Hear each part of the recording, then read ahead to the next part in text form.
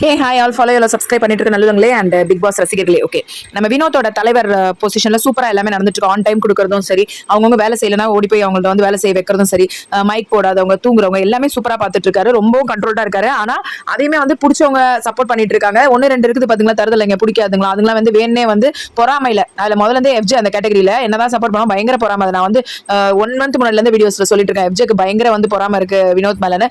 அதனால அது காண்டாய் பண்றதும், அப்புறம் சாண்ட்ரா சொல்லவே தெரியல, அது 1 நம்பர் சைக்கோங்க. அது வந்து தன்னோட ஃபேமிலி செல்ஃபிஷ்னஸ், அந்த சட்டையை மாட்டிக்கினே இருக்கிறது, தனியா உட்காந்துக்கிறது, இதுக்கா நீ உள்ள வந்து பேமெண்ட் வாங்கிட்டு இருக்க, நீ தான் தப்பு பண்ற. மத்த கோ கண்டஸ்ட் எல்லாம் ஆக்சுவலா அசீம் மாதிரி ஆளுங்களா இருந்தா வச்சு செஞ்சிருப்பாங்க. நேரம் என்னமா நீ இந்த மாதிரி பண்றதுதான் உள்ள வந்தியா, இது வந்து ஓவரா எல்லாரையும் குடும்பம் நடத்துறாங்களோ தெரியல, அப்படி ஒரு சைக்கிக் பிஹேவியர் தான் பண்ணிட்டு இருக்கு. அந்த மாதிரி தூங்கும் போது யாரோ டிஸ்டர்ப் பண்ணிடுவாங்க. ஒன்னு ஆக்சுவலா ரொம்ப கியூட்டா அரோராவும் சபரியும் விளையாண்டுட்டு இருந்தாங்க. அது ரொம்ப நல்லா தான் இருந்தது ரசிக்கிறதுக்கு. நீ தான் கண்டென்ட் கொடுக்க மாட்டேன், மூஞ்சி தூக்கி வச்சுன்னு உன் புருஷனே கதின்னு வந்து சட்டையை மாட்டின்னு வெளியில உட்காந்துட்டு இருப்பா. அதை பாக்குறது அவங்கலாம் வந்து டிவி வச்சுட்டு டைம் ஸ்பெண்ட் பண்ணிக்கிட்டு மூஞ்சி பாக்குறது தான் வந்து இருக்குமா. நீ நல்ல கண்டென்ட் கொடுத்த போது எப்படி பாராட்டுமோ அதே மாதிரி நீ இந்த மாதிரிலாம் கேவலமா பண்ணிட்டு இருந்தா அதுக்குமே வந்து கழிவு ஊத்ததான் செய்வாங்க. அவங்களோட இது பிடிக்கலன்னா நீ கம்முன்னு இருக்கணும். ஓவர் சீன் போட்டுட்டு அவங்க எவ்வளவு பேர் தூங்குறாங்களே, அவங்களுக்குலாம் ஒண்ணும் தெரியலையா, எனக்கு இப்படி இருக்கு, எதுக்கு எடுத்தாலும் விமன் கார்டு எடுத்துக்கிறது, சம்ஸ்ன்றது, அதுன்றது இதுன்றது.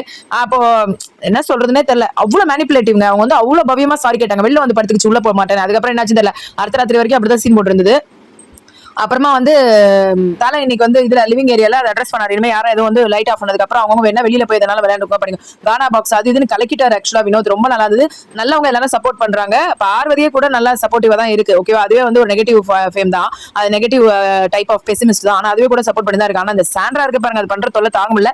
எஃப்ஜே வேணே வந்து வம்பு இழுத்துக்கிட்டு வினோத வந்து ட்ரிகர் பண்ணிட்டு 2 தடவை தலையா இருந்தேன் நான், உனக்கு என்ன தெரியும் தலையை பத்தி எல்லாம் பேசி இது பண்ணிட்டு இருந்தாரு. அப்புறம் திவ்யா உண்மையில ரொம்ப பவ்யமா இருக்கிறாங்க, கியூட்டா இருக்கு அவங்க பண்றதெல்லாம் தான் உண்மை. சாண்ட்ராவோட மொத்த வில்லித்தனமும் மேனிபுலேட்டிவா சொல்றது. அதாவது நேத்து கூட பேசும்போது என்னன்னா, நீங்க வந்து அப்ப வேணே பண்றோம்னு சொல்றீங்களா, அப்படி எதுவும் பண்ணல, யாராவது வேணும் பண்ணுவாங்களா, அப்படி பேசினத நீ டக்குன்னு பார்வதி கிட்ட வந்து சொல்லும்போது நீங்க என்ன வேணும், நாங்க வந்து வேணே உங்களை வந்து வேணே வந்து தூங்க விடாம பண்ணோம்னு சொல்றீங்களா அப்படின்னு சொல்லிட்டு நாங்க வந்து அப்படியே மாத்தி மேனிபுலேட்டிவ் டு த கோர், அப்படியே சொல்ற விதம் தான் அப்படியே மாத்தி பேசுதுங்க அந்த சாண்ட்ரா. அதுக்கு தேவையே இல்லாம கிரியேட்டர். அதாவது என்னன்னா, வீக்கெண்ட்ல ஆல்மோஸ்ட் விஜய் வந்து சொன்னதை பார்த்துட்டு வினோத் வந்து டாப்ல இருக்காருன்னு தெரிஞ்சுட்டு வினோத் வந்து மட்டன் தட்ட பண்ணிட்டு இருக்கு. அதே மாதிரி எஃப்ஜே பார்த்து சூரியனை பார்த்து நாய் கொலைக்குதுன்னு சொல்லிட்டு பார்வதி சொல்லிச்சு பாருங்க, அதை யாருமே அட்ரஸ் பண்ணலன்றதை கமருதீன் போட்டு உடைச்சிட்டு இருந்தாரு.